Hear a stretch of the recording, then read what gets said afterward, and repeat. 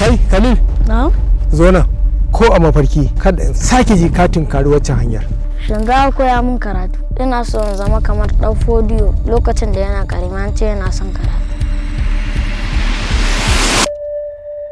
Kin ga yanzu dai me ya kawo kina? Na zo ne ita ya Nake muku dan girman Allah ku duba wannan al'amari. Malam, nan ba aikin Allah muke ba don haka ka daina haɗa mu da Allah. Tunda ba aikin Allah kuke ba bai kamata ku takura bayan sa ba. Kana da hankali kuwa ka san mu ko suwaye? Lallai da alama wannan ɗan ƙwaya ne.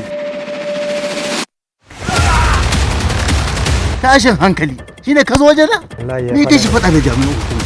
To, tsautsayi. Tata. Ina yake? Mai anguwan ne zai ce ka kawo masa Khalil sannan kai kuma ka aminta da shi? Ya kike so in yi? Ina da kuɗin da zan je kotu shari'a ne?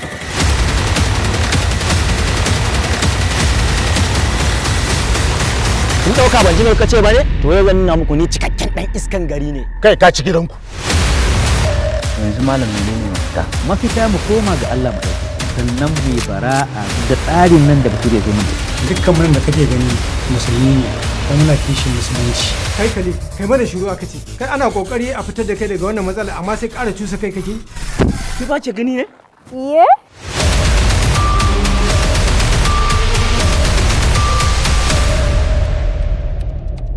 Babu inda ba Allah. Suka yi ni kotu. Shehu baya son